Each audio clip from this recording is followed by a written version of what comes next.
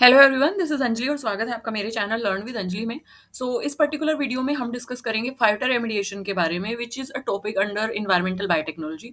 Environmental biotechnology हम पढ़ रहे थे, तो हमने बायो रेमिडिएशन, उसके टाइप्स और बायो रेमिडिएशन कहाँ कहाँ पे यूज़ होता है, इन्वायरमेंटल बायोटेक्नोलॉजी क्या होती है, वो हम ऑलरेडी डिस्कस कर चुके हैं प्रीवियस वीडियो में। जस्ट इससे प्रीवियस वीडियो जो है वही हमारी that is regarding environmental biotechnology and bio remediation.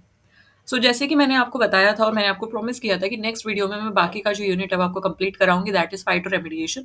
I am back, I am here with another topic, new topic, that is phytoremediation. Phytoremediation को हम सिंपल शब्दों में समझते हैं कि क्या कहना क्या चाहता है, फाइटो रेमिडिएशन होता क्या है। फाइटो का मतलब होता है, when we talk about phyto ना, कहीं पे भी फाइटो जब हम टर्म यूज करते हैं तो फाइटो रेमिडिएशन हो या फिर फाइटो मेडिसिन हो या फिर फाइटो मिनरल्स हो, तो कहीं पे भी जब टर्म फाइटो आती है तो उसका मतलब होता है प्लांट्स। और रेमिडिएशन का मतलब तो आपको पता ही है, रेमिडिएट करना। रेमिडी आपने सुना होगा, home remedies. Remedy is something, किसी चीज को क्योर करना, ठीक करना। तो जब आप क्योर कर रहे हो एनवायरनमेंट को, जब आप क्लीन कर रहे हो एनवायरनमेंट को प्लांट का यूज करके, उसी को कहा जाता है phyto remediation. Always try to learn the definition by the name of that term itself. अगर आप नाम से डेफिनेशन याद रखेंगे ना, तो उससे क्या होगा कि आप कंफ्यूज नहीं होंगे एंड आपको डेफिनेशन भी इजीली याद हो जाएगी। This is all fighter remediation. अब इसमें क्या होता है, प्लांट के पास क्या होते हैं ना, बहुत सारे एंजाइम्स होते हैं। प्लांट के पास नेचुरल एबिलिटी होती है मिनरल्स को एब्जॉर्ब करने की, उनको ब्रेक डाउन करने की और हार्मफुल केमिकल को ट्रैप करने की। अब चाहे वो मिट्टी है या फिर वाटर है या फिर एयर है, तो प्लांट सभी इन्वायरमेंट के जो एलिमेंट है वहां से हार्मफुल केमिकल को कैप्चर करने की एबिलिटी रखते हैं। साइंटिस्ट ने इसी एबिलिटी का फायदा उठाया और वही टेक्नोलॉजी जो है यहाँ पे अप्लाई की। और कुछ एक प्लांट्स, मतलब वो, अब ऐसा तो नहीं है कि हर प्लांट सभी मिनरल्स को इनटेक कर पाएगा, ऐसा तो नहीं होता ना। तो होता क्या है कि साइंटिस्ट ने फाइंड आउट किया कि कौन सा प्लांट कौन से मिनरल को होल्ड कर सकता है, कौन से मिनरल को ट्रैप कर सकता है, कौन से हार्मफुल केमिकल को ब्रेक डाउन कर सकता है। फिर उन्होंने क्या किया, हैवी मेटल्स है जैसे पेस्टिसाइड्स है, ऑयल है, यानी कि हाइड्रोकार्बन है, टॉक्सिन्स है, उसी के अकॉर्डिंग वो प्लांट, पर्टिकुलर प्लांट यूज किया जाता है for remediation of that particular thing. वही बात यहाँ पे बोली गई है कि प्लांट का यूज किया जाता है जब डिग्रेड, स्टेबलाइज या रिमूव करने के लिए that contain pollutant from soil, water and air. Air, soil और वाटर में पॉल्यूटेंट जो होते हैं, तो उनको रिमूव करने के लिए, डिग्रेड करने के लिए, स्टेबलाइज करने के लिए जब प्लांट्स का यूज किया जाता है, तो उसी टेक्निक को हम बोलते हैं फाइटो रेमिडिएशन। क्योंकि प्लांट्स जो होते हैं वो पॉल्यूटेंट को एब्जॉर्ब कर लेते हैं। कैसे एब्जॉर्ब करते हैं? रूट्स के थ्रू। और इसके अलावा वो जो है स्टोर कर लेते हैं उनको अपनी बॉडी में, शूट पार्ट में स्टोर कर लेते हैं और उनको ट्रांसफॉर्म भी कर देते हैं लेस टॉक्सिक फॉर्म में। जैसे कि ये पिक्चर बेटर डिफाइन कर रही है जो कि अभी मैंने आपको समझाया।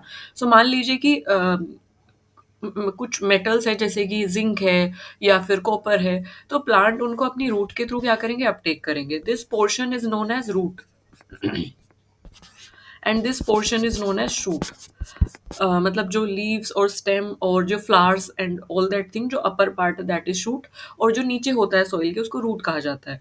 रूट के थ्रू क्या करेंगे, ये मिनरल्स को अपटेक करेंगे एंड देन मिनरल जो है कहाँ जाके स्टोर हो जाएंगे, लीव्स में, स्टेम में। इस तरीके से मिनरल यहाँ जाके स्टोर हो जाएंगे। This is how plant absorb and collect या स्टोर द मेटल्स या मिनरल्स या हार्मफुल केमिकल्स। अब फाइटो रेमिडिएशन के टाइप्स भी हैं। टाइप्स कौन कौन से फाइटो रेमिडिएशन के? सबसे पहला है हमारे पास फाइटो एक्सट्रैक्शन। फाइटो एक्सट्रैक्शन में क्या होता है कि प्लांट एब्जॉर्ब करते हैं हैवी मेटल्स को, जैसे कि आर्सेनिक है, लेड है, कैडमियम है, मर्क्यूरी है। इनको क्या करते हैं, प्लांट एब्जॉर्ब करते हैं रूट्स के थ्रू और उनको अपनी लीव्स में क्या कर लेते हैं, स्टोर कर लेते हैं, जो कि अभी अभी ऊपर मैंने आपको दिखाया था। तो ये लीव्स में उसको स्टोर कर लेते हैं and this technique is known as phyto extraction. हम उसी तरीके के प्लांट को क्या करते हैं, हार्वेस्ट करते हैं एंड देन वो जब वो मिनरल्स को एब्जॉर्ब कर लेते हैं, तो उसके बाद हम उनको क्या कर देते हैं, डिस्पोज कर देते हैं, क्योंकि कहीं ना कहीं वो स्टोर है प्लांट की बॉडी में अभी। फाइटो एक्सट्रैक्शन के लिए जो हम प्लांट्स यूज करते हैं उसका एग्जांपल है सनफ्लावर, इंडियन मस्टर्ड जिसका नाम है जुनसिया, दैट इज ब्रेसिका जुनसिया जिसका साइंटिफिक नेम है, एल्पाइन पेनीसेर्स। ये कुछ प्लांट है जो कि फाइटो एक्सट्रैक्शन के लिए यूज होते हैं। नेक्स्ट वी है फाइटो स्टेबलाइजेशन।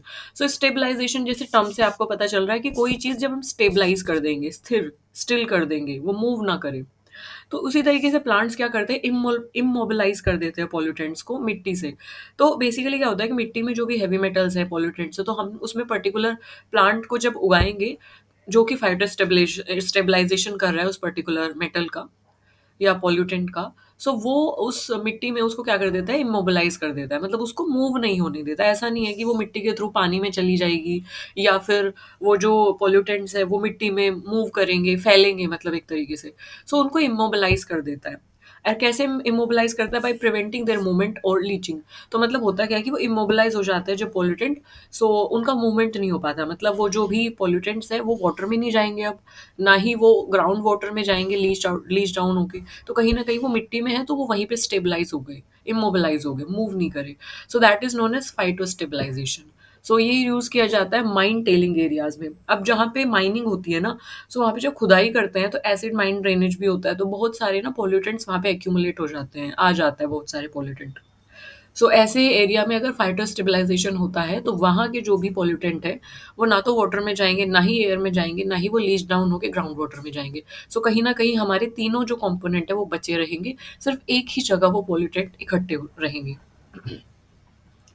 और ऐसी मिट्टी जहाँ पे जो कि कॉन्टामिनेटेड है मेटल से, तो वहाँ पे फाइटर स्टेबलाइज़ेशन किया जाता है और एसिडिक सॉइल में स्टेबलाइज़ेशन किया जाता है, ताकि सॉइल का जो एसिड है वो वाटर में ना जाए या फिर वो किसी और अदर एनवायरमेंटल कंपोनेंट को हार्म ना करे। सो यहाँ पे प्लांट एक नेचुरल बैरियर का काम कर रहा है। मतलब प्लांट जब हमने वहाँ पे लगाए, उन्होंने जब स्टेबलाइज़ किया पॉल्यूटेंट को, तो कहीं न कहीं वो एक बैरियर क्रिएट कर रहा है। Next we have phytodegradation. So phytodegradation में क्या होता है कि plant produce that kind of enzyme that break down organic pollutants. So ये मेनली जो डिग्रेडेशन है ना, ये डिग्रेडेशन होता है ऑर्गेनिक पॉल्यूटेंट्स के लिए। ऑर्गेनिक पॉल्यूटेंट ही डिग्रेड होते हैं सिंपलर फॉर्म्स में, है ना। सो ऑर्गेनिक पॉल्यूटेंट्स के लिए होता है, तो प्लांट जो है कुछ ऐसे एंजाइम्स प्रोड्यूस करते हैं जो कि रिएक्शन रेट को इंक्रीज कर देते हैं और ऑर्गेनिक पॉल्यूटेंट को ब्रेक डाउन करने में हेल्पफुल होते हैं। So this is why we call this term phyto degradation, plant के थ्रू डिग्रेडेशन, ठीक है। तो प्लांट जो है डिग्रेड करते हैं कौन कौन से पॉल्यूटेंट, जैसे कि पेस्टिसाइड है, हाइड्रोकार्बन है, जब हम ऑर्गेनिक की पॉल्यूटेंट की बात यहाँ पे हो रही है, एक्सप्लोजिव है। सो ऐसे जो पॉल्यूटेंट्स हैं उनको डिग्रेड कर दिया जाता है। तो जैसे आप देख सकते हैं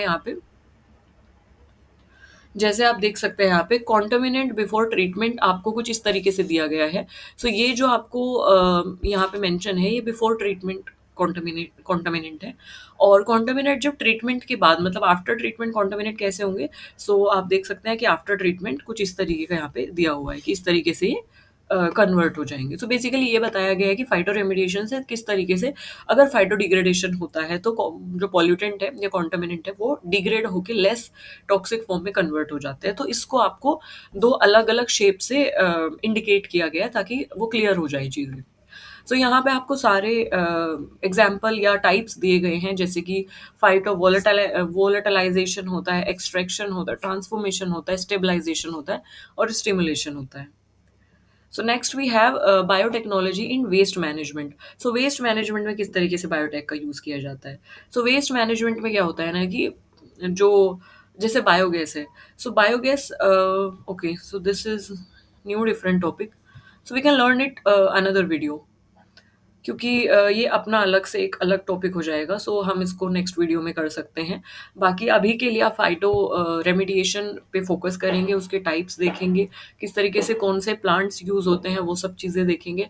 एंड अपार्ट फ्रॉम दैट, अगर आपको ये नोट्स का एक्सेस लेना है, अगर आपको इसके अलावा हैंड रिटन नोट्स भी चाहिए, इसके अलावा कुछ सैम्पल क्वेश्चंस भी मैंने प्रिपेयर किए हैं, और जो भी आपके सिलेबस से रिलेटेड, यानी कि एचपीएससी साइंटिस्ट भी एसकेटी यानी कि सब्जेक्ट नॉलेज टेस्ट से रिलेटेड जो भी क्वेश्चंस हैं, और जो भी आपके उसमें टॉपिक्स हैं, तो उनसे रिलेटेड यूट्यूब वीडियोज़ भी हैं, तो जिनका लिंक भी मैंने प्रोवाइड किया गया है। सारा का सारा मटेरियल मैंने वन ड्राइव में अपलोड किया हुआ है, और वन ड्राइव का लिंक का एक्सेस आपको किस तरीके से मिलेगा, नोट्स का एक्सेस आपको किस तरीके से मिलेगा, वो वीडियो मैं आई बटन में पिन कर दूँगी। How to access notes, how to access the material, and मैं वो डिस्क्रिप्शन में भी पिन कर दूँगी।